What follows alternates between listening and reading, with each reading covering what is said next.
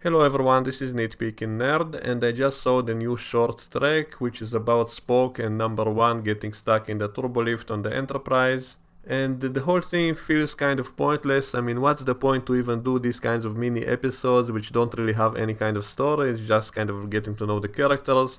And what's the point to do that if their part in Discovery finished because they were left in the past? The show Discovery will not have any of these characters. So unless they're planning a Pike series with the Enterprise, I don't see the point of getting to know these characters in these new reimagined versions of them.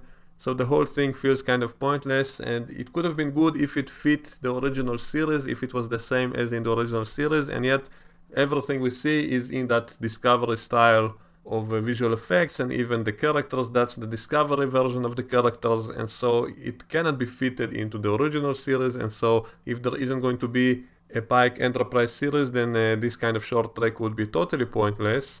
And it doesn't have any kind of story, it's just these two characters getting stuck in the turbolift and getting to know each other a little bit, and that's it. And there were a few little things I did like, for example, when Spock first came aboard the Enterprise, he kind of speaks with that militaristic kind of shouting toward the end of a sentence, like reporting for duty, and that reminds me of the way he spoke in the very first episode of Star Trek in the original pilot, The Cage. Spock was always kind of shouting his lines as if he's in the military, and here we see Spock speaking the same way, so I did find that kind of a funny reference. But then Number 1 told him to stop doing that, and then he starts talking as normal. And then we see them going into the turbolift, and once again we see that special effect of the turbolift flying inside the huge empty space. And that's just so ridiculous, because what's all that empty space inside the ship? I mean, it was one thing to see that on Discovery because we were told it's an experimental starship, and a few characters who went over from the Enterprise to the Discovery, and when they saw all of that, they said, oh, this ship must be so expensive, that's where the Federation puts all its resources, and so that implied that the Enterprise isn't like that. So the Discovery is a special ship, and maybe because of its special spore drive and all of that, that's why it needs all kinds of strange things inside it. And now we see that the Enterprise is also constructed the same strange way, with huge empty spaces inside the ship, and the turbolift is like on a roller coaster ride inside of it. So it looks very strange, and it doesn't fit the other shows, and it doesn't even fit what we see inside the turbolift, because we see in that little window those lights passing, and yet they pass kind of slowly, but when you see the outside shot of the turbolift, it kind of flies at insane speeds. So shouldn't all those lights be passing much more quickly in that little window? Unless we can argue that's just for aesthetic reasons, it's not really the light from outside of it. And so that makes it ridiculous, because in the original series that was a clever way to showing that the turbolift was moving without showing any kind of special effects from outside of it. You can simply see that the turbolift is moving up or down or sideways depending on the way those lights move in that little window. And yet now it doesn't fit what we see from inside, and outside it doesn't fit together, and it makes it kind of ridiculous. And why is there so much empty spaces inside the Enterprise? And also they get stuck inside the turbolift in this short track, and yet no one can rescue them. So why not, if there's such easy access from all directions to it? So we saw previously there are all kinds of pods flying around in those empty spaces, so why can't any of those pods simply approach the turbolift and get them? And I won't ask why they can be beamed out, because actually in the original series it was stated that intership beaming is dangerous, and that can explain why they don't simply beam them out of the turbolift. And by the way, I think it shouldn't be possible inside the ship, because then why would you even need turbolifts? If it's possible to simply transport people from place to place inside the ship, then why would anyone be using turbolifts at all? So I actually like that in the original series they stated that they cannot beam people inside the ship unless it's an emergency, and even in TNG time they didn't do that, presumably because it's dangerous to do that inside the ship for whatever techno reason. But anyway, these are all technicalities, so most of it is simply about getting to know these characters and seeing them interact. And most of it wasn't that interesting. I did like when Spock asked about the Prime Directive, about it maybe being immoral or illogical. I did kind of like that, because based on a lot of Star Trek episodes across the whole franchise, there were a lot of cases that I would say that it was very illogical or immoral.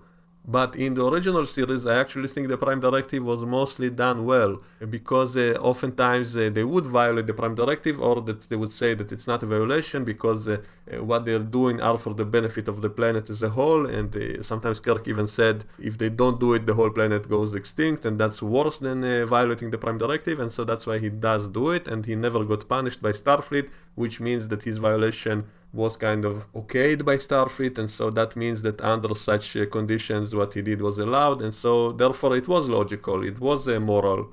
I think it was illogical and immoral in a few TNG episodes, when they sometimes would let the whole planet die simply as not to violate it, which was ridiculous, and so Spock's line would have fit better the TNG era and onward, but it doesn't really fit the TOS era, and it's even almost like an insult to Gene Roddenberry, because that was part of his vision, the whole philosophy of non-interventionism on other planets, and here they basically kind of throw an insult at it using the character of Spock that was made by Gene Roddenberry to criticize his own vision, so that's kind of fishy, I would say. However, raising this topic for a discussion would be a good thing, but here it's just kind of raised up in a question and immediately dismissed. So what's the point to do that? If you're not really going to explore this question, which I think should be explored by the way, instead you just bring it up and it sounds like an insult toward that philosophy, and you never explained it, you never debate it, and just move on, so I found it a little bit strange. And I might do a whole video just on that topic because I do think it's interesting, and one of the biggest missed opportunities in the prequel show Enterprise was that they didn't explore that topic. There was one very silly episode in which they did everything backwards and they tried to explain the Prime Directive, but they did it in such a stupid way that does make it look immoral and evil, and it's probably one of the worst episodes of Enterprise and a huge missed opportunity.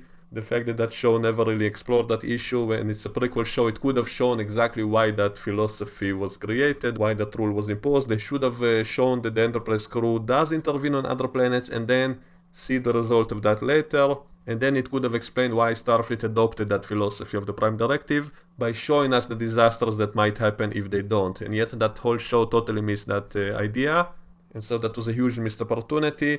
So anyway, here they bring up this question in such a sloppy way and don't bother even discussing it. So what was the point of it? It's just like an insult toward Gene Roddenberry, using his own character and his own setup to do it. Just kind of lame.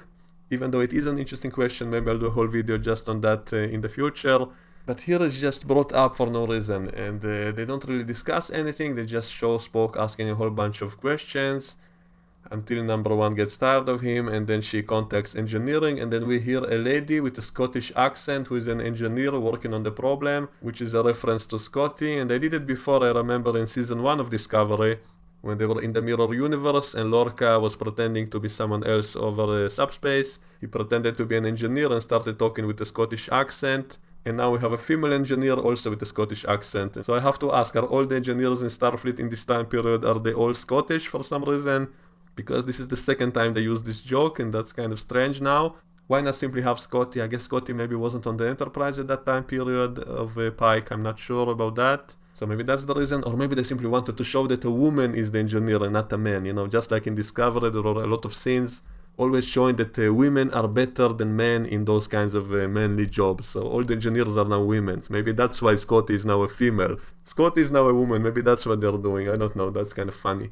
So anyway, they get rescued by another woman who is said to be the best climber or something, and she opens the turbolift from above, even though again I ask why not simply send one of those robots or pods that are flying around that huge giant empty space around the turbolift and rescue them that way. And why is the Enterprise such a sloppy ship? Why is it always breaking down? I mean, it's the only ship that doesn't have holographic communications because it broke down for some reason and the whole ship was malfunctioning and it was never explained why. And they had to rip out the whole holographic system. Now the turbolifts are breaking down constantly. So what is up with this ship? Isn't it supposed to be the most advanced ship in Starfleet? And yet it's the one that breaks up the most, so that's kind of ridiculous. So anyway, this whole short trek, as I said, feels kind of pointless, with maybe a few good moments. The best moment was when Spock started shouting like the original Spock from the cage, when he said he's ready for duty.